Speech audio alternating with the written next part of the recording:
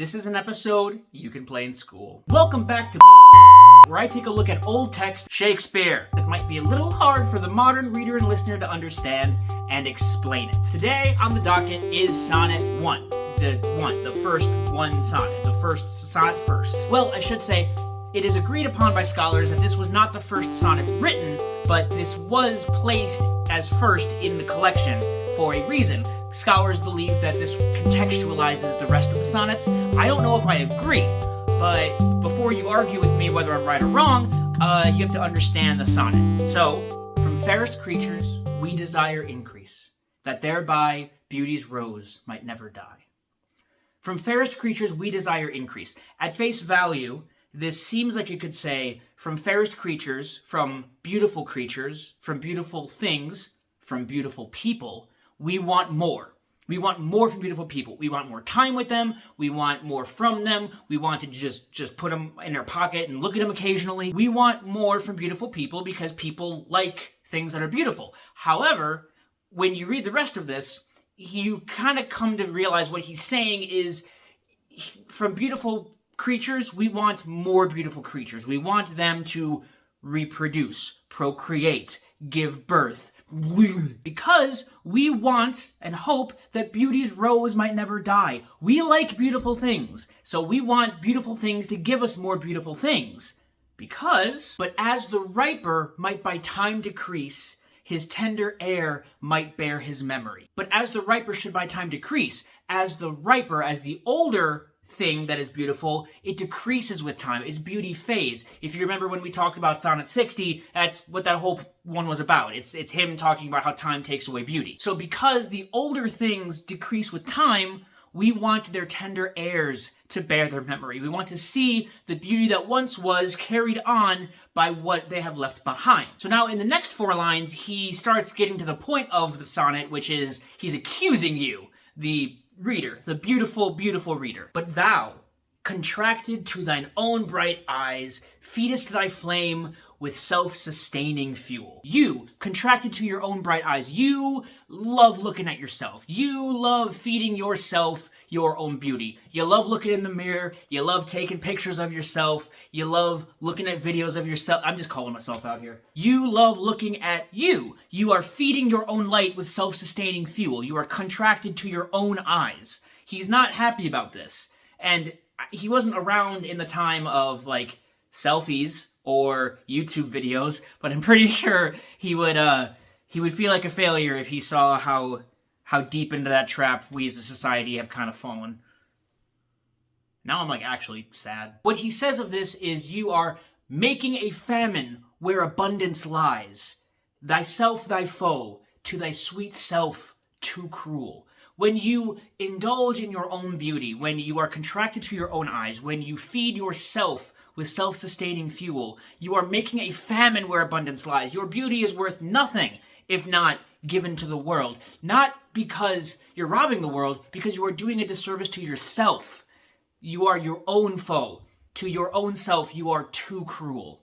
You are not doing anything good by being so egocentric. And thou that art now the world's fresh ornament, and herald only to the gaudy spring. And thou who art now the world's fresh ornament, you who are the world's beauty, you encapsulate the beauty of life and reality in yourself. You are a walking example of what this world and all of its glory has to offer. And you are herald only to the gaudy spring. Remember, this is a time when mirrors are not as common, so where would most people get to see their own reflection? Where, 400 years ago, could you indulge in your own image?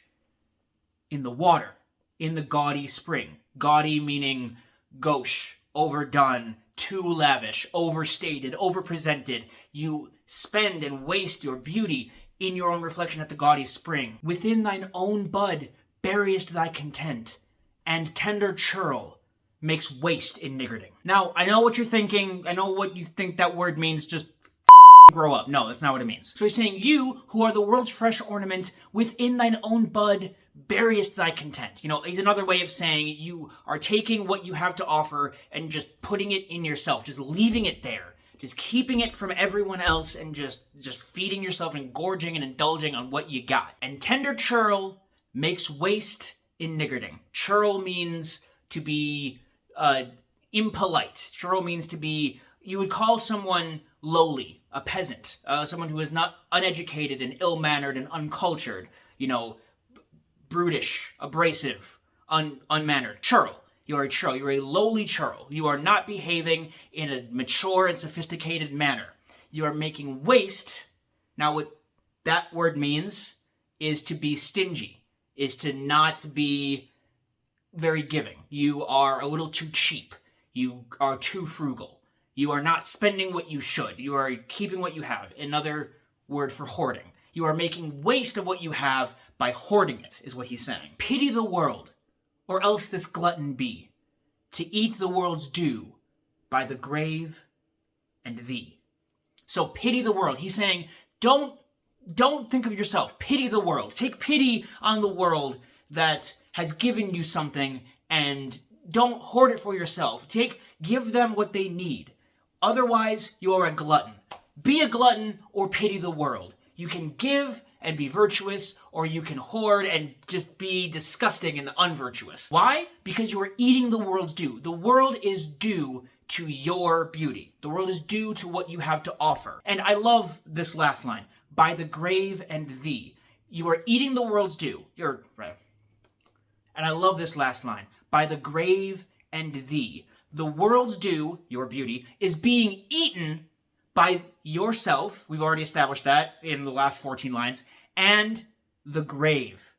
When you keep what you have, you take it to the grave, and the grave will swallow all that could have been given. Now, I have heard many interpretations of this poem, and one that I hear and I'm not exactly in love with is it is Shakespeare trying to convince a beautiful person to have children. Now, that is not unlogical and an unfounded interpretation of the poem. I can even believe that that is what Shakespeare had in mind when writing it. However, I like to take a message from this poem more as do not hoard what you have. Not only physical beauty, but anything you have to offer. We as humans are sharing an experience, and we owe the good that each of us has to everybody else. I know that is very bright-eyed and maybe even a little naive to say, but it seems to me he's saying, do not keep what you have, because it does you no good. In fact, it is damaging to yourself. What do you think of people who think they are too good? What do you think of people who think they have a lot and they are too stingy with it? Whether it be money, whether it be talent, whether it be knowledge, whether it be skill, you think they are conceited. This is good advice if you know that you have anything that people like about you. It should be given, and you should not be afraid to take what others have to offer that makes life better for all of us. Okay, that's my little hippie philosophy, I think, coloring my interpretation, but I want to know what you think. So, let's run it through one more time, and with fresh ears, how does it hit? Tell me.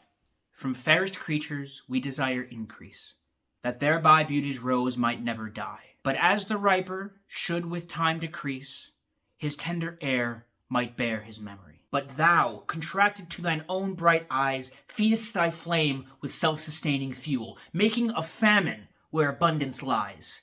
Thyself thy foe, to thy sweet self too cruel. Thou that art now the world's fresh ornament, and herald only to the gaudy spring, within thine own bud buryest thy content, and tender churl makes waste in niggarding. Pity the world, or else this glutton be, to eat the world's due by the grave and thee. Thank you so much for watching. I hope this was educational and informative and entertaining. I hope it made class a little more fun or it made your homework a little easier. I love making these videos, and I don't know if you can tell from my background that changes all the time. My living situation hasn't been the most stable. If you want to support, I do have a Patreon that is collecting dust. If you're seeing this video like close to its release, you might be my first patron, and that will count for something in this world, I think. But otherwise, the fact that people are watching and learning and enjoying what I make is really enough for me. So, until next time, which will not be in a year, it'll be sooner, I promise. Oh, turn up top! Good night.